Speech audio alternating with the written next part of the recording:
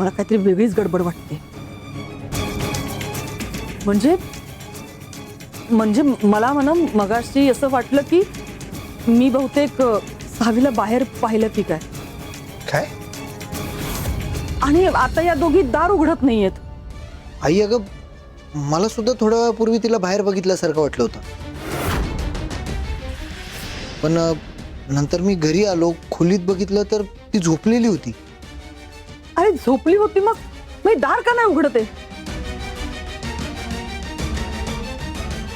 सावी please दार उघड, नाहीतर सगळं बिंग फुटेल ग आपलं. नक्की काय घडलं असेल आत? अवंती वहिनी, सावी दार उघडा लवकर. अवंती वहिनी.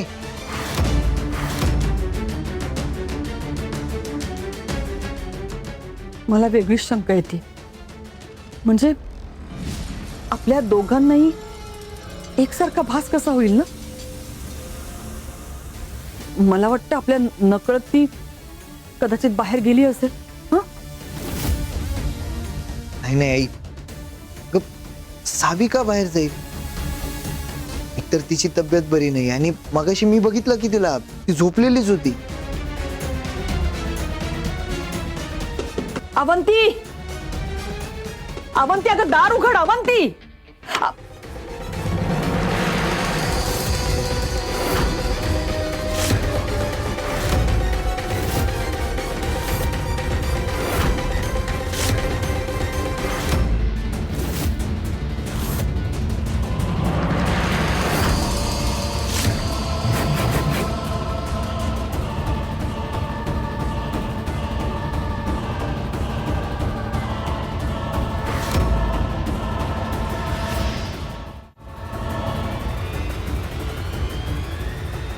टीना, तू कधी आलीस? नाही म्हणजे मगाशी मी येऊन गेलो त्यावेळी नव्हती तू इथं. ते मी भाऊजी ते काय ना, तुम्ही इराशी बोलायला गेलात ना तेव्हाच आली ती. अच्छा, तुम्ही आता इथेच गप्पा मारणार आहात का? अरे सावीला काय झालं ते तरी बघू. बाजू.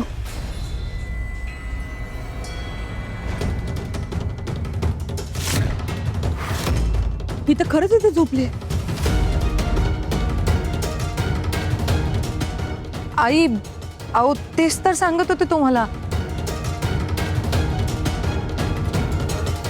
सकाळपासून तिला बरं नाही वाटत आहे हो. डॉक्टरांना बोलवलंय, ते येत आहेत.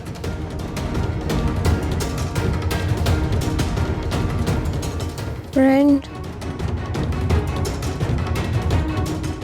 फ्रेंड सावी, बाळा, काय झालं तुला? बरं नाही वाटत आहे?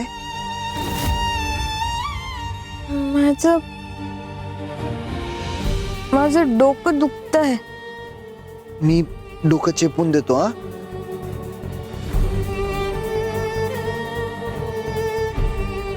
म्हणजे आता तुला लवकर बरं वाटेल. पण अशी कशी आजारी पडलीस बरं तू? तू तू मला सोडून ऑफिसला गेलास ना, म्हणून म्हणून आजारी पडले मी. असं झालं काय?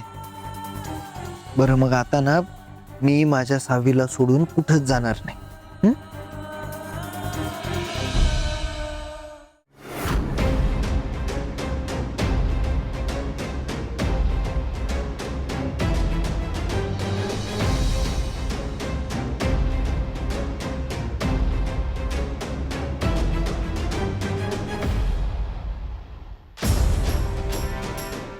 हिच्याकडे बघून तर ही खरंच आजारी आहे असंच वाटतंय.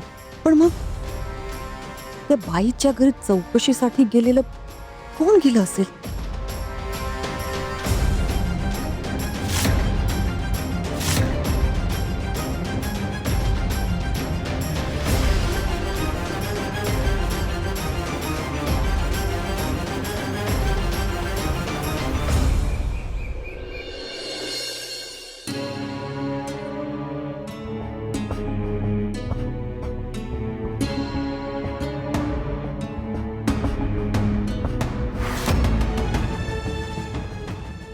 डॉक्टर साहेब नेमकं काय झालंय सावीला?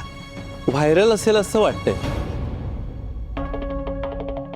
पोट आणि डोकं दुखतंय असं सांगतायत त्या. मनात शंका नको म्हणून मी काही ब्लड टेस्ट साठी सॅम्पल घेतले. उद्या रिपोर्ट्स आले की डिटेल कळेल.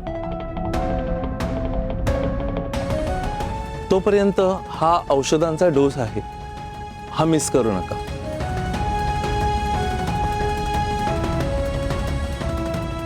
ठीक आहे डॉक्टर, मी सावीची पूर्णपणे काळजी घेईन. वहिनी, मी डॉक्टरांना सोडून येतो. या.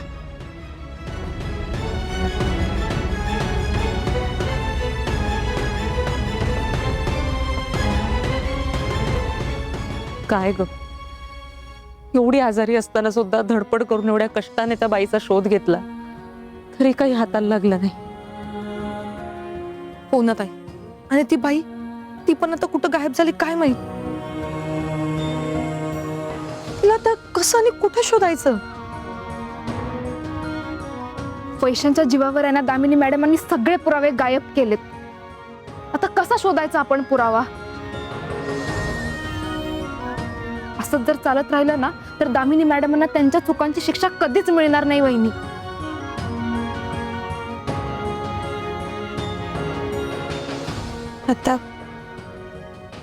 आता एकच पुरावा, दामिनी मॅडम.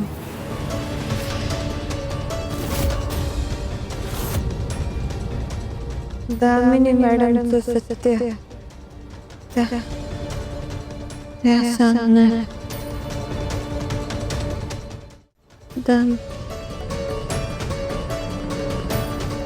मोठा पुरावा, दामिनी मॅडम. दामिनी मॅडम.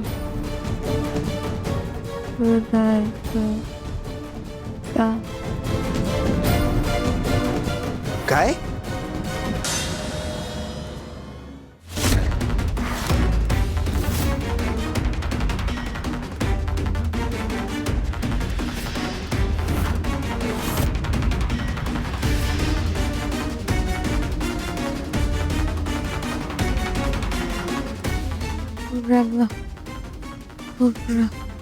सावी, काय बोलतेस तू बाळा?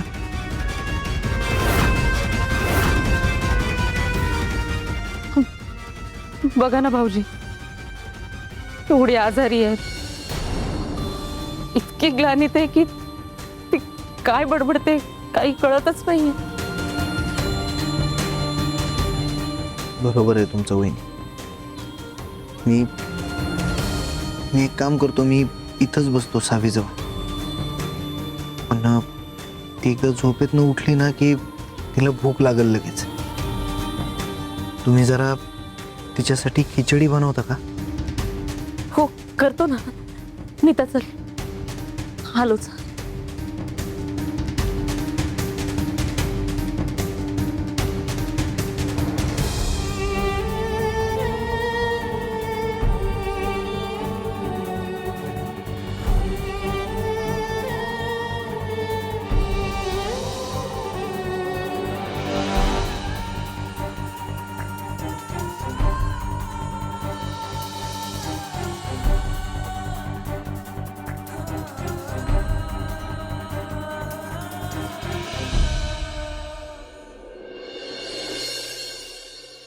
हो मॅडम, तुम्ही सांगितल्याप्रमाणे त्या बाईला मी सावीचा फोटो दाखवला होता, पण नाही ओळखला तिनं.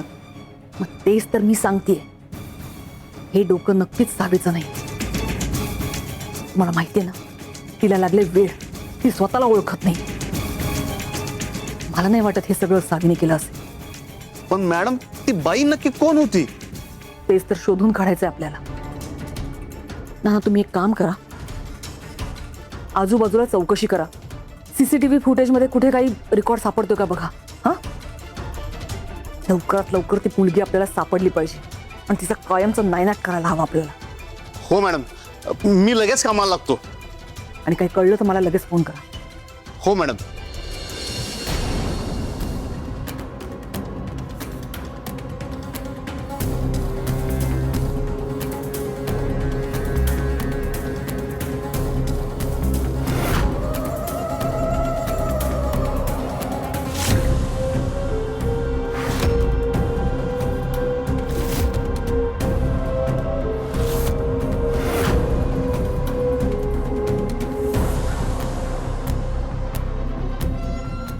ती मुलगी सापडेल ना सापडेल,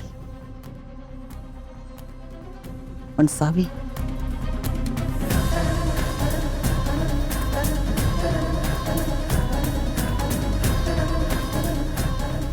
पुढच्या 8 दिवसात तुझा खेळ संपलेला असेल. तुझे दिवस भरलेच म्हणून जा.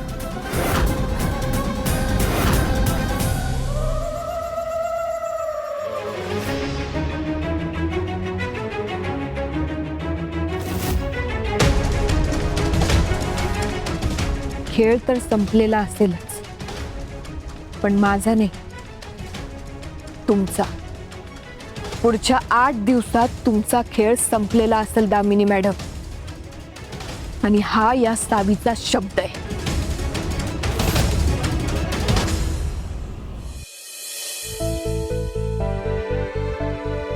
भाज्या घातल्यात ना भरपूर.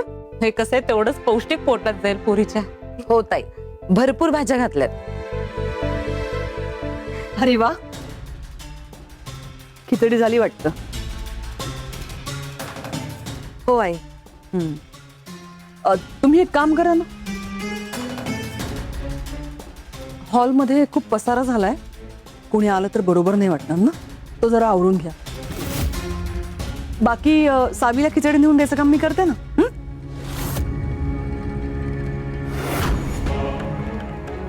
नीता, तू जावर, मी थांबते इथे गॅस जवळ. अहो ताई, कशाला? आई आहेत ना ते, त्या बघतील खिचडीकडे. आई बघाल ना? हो बघते ना. अगं नीता, ताई चला ना. चला आई, आलोच.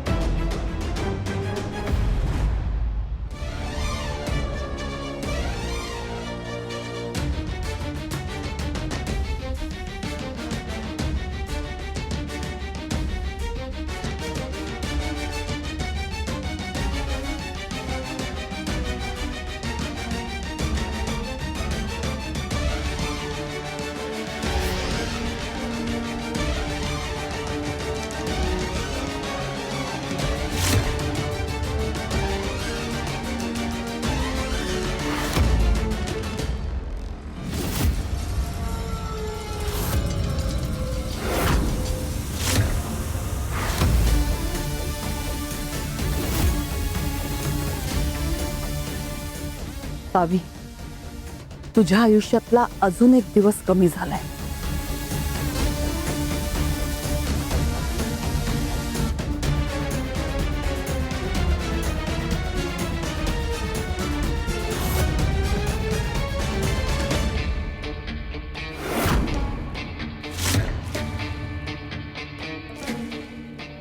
सावी, चल आता मस्तपैकी जेवण करायचं. सकाळपासून काही खाल्लेलं नाहीयेस ना? नको, मला नको. सावी अगं, आता भूक लागली असेल ना तुला? नाही, मला नाही लागली भूक. असं कसं बरं? ठीक आहे, मला सांग तुला काय हवंय, मी बनवून देतो. मला तू पाहिजे. पण मी तर इथंच आहे ना.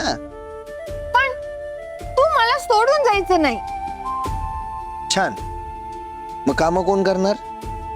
बाकीचे लोक आहेत की, ती काम करतील. असं नसतं बाळा, माझं काम आहे ना, मलाच करायला लागतं. जर आता मला कामासाठी बाहेर जायला लागलं आणि तुला घरात एकटंच राहावं लागलं तर? नाही,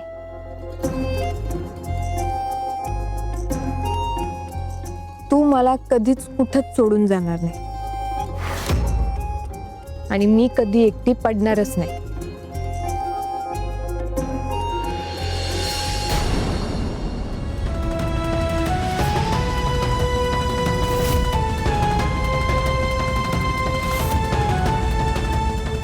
कारण मी तुला कुठे जाऊच देणार नाही फ्रेंड.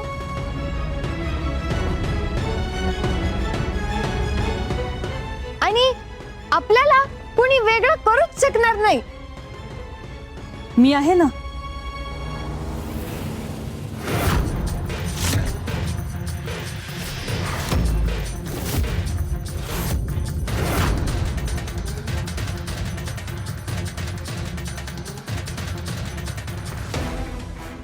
आई काय झालं? मी काही चुकीचं बोलले का? अरे सावी आजही जेवणाला नाही म्हणते ना, म्हणून म्हटलं मी आहे ना, मी बघते आता कशी जेवत नाही ते. हे बघ, तिच्यासाठी छान गरम गरम खिचडी केली आणि त्यात तूपही घातले, आवडेल तिला. घे. आई थँक्यू आई. अगं पण मला आवाज द्यायचाच की, मी आलो असतो खाली, तू कशाला वर येत बसलीस? अरे त्यात काय झालं? आणि तुझी दगदग काय मला दिसत नाहीये का? आणि सावीसाठी मी एवढं नाही करू शकत? माझी सून आहे ती.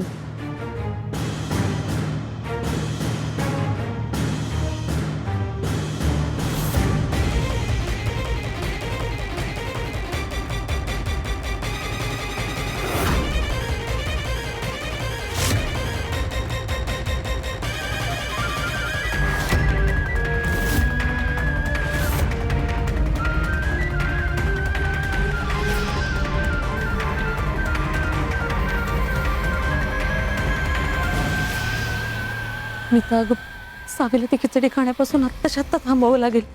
त्यात विष आहे आणि जर खाल्लं तर पुन्हा त्रास होईल तिला.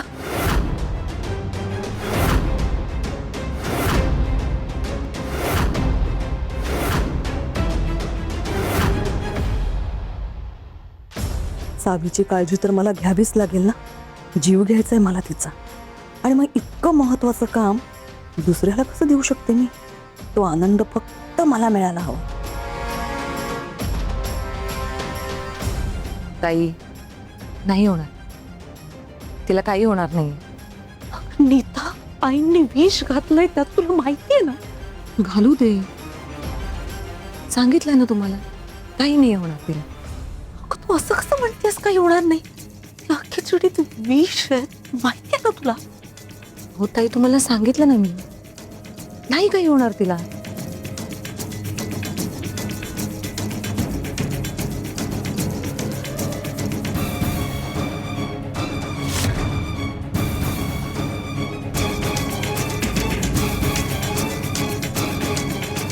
नीता अगं असं का बोलतेस, मला काही कळत नाहीये.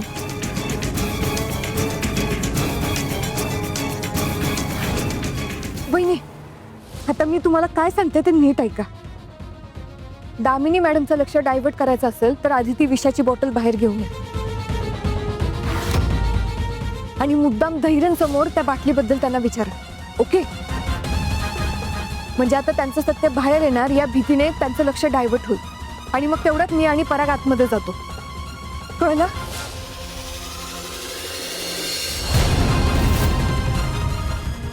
वहिनी, आणि अजून एक, परत दामिनी मॅडमच्या हातात ती बॉटल देताना दुसरी बॉटल द्या. तुम्हाला कळतंय ना मला काय म्हणायचंय ते? हो ठीक आहे, मी तुला करते नंतर. हा, कामात आहे जरा. हो.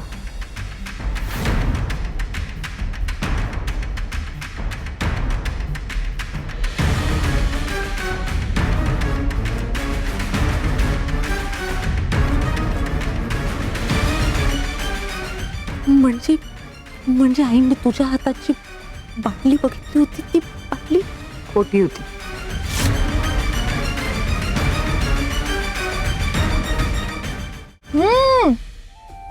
खूप मस्त झाली खिचडी, मला खूप आवडली. आवडली ना? मग आईला थँक्यू म्हण. थँक्यू.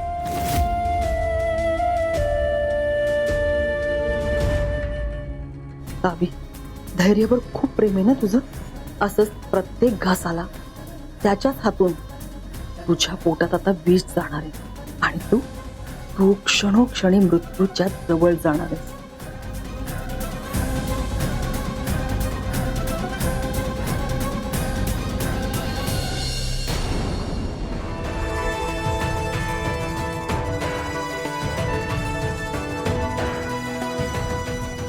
दामिनी मॅडम, माझ्या मरणाची स्वप्न बघताय ना, पण लवकरच तुमचं सगळं सत्य मी जगासमोर आणणार आहे. आणि त्यावेळी धैर्यांच्या नजरेतला तुमच्याबद्दलचा तिरस्कार बघून तुम्हाला जीव द्यायची इच्छा होईल. हे जे विष तुम्ही मला देताय ना, तेच विष भीक म्हणून तुम्ही माझ्याकडे मागाल.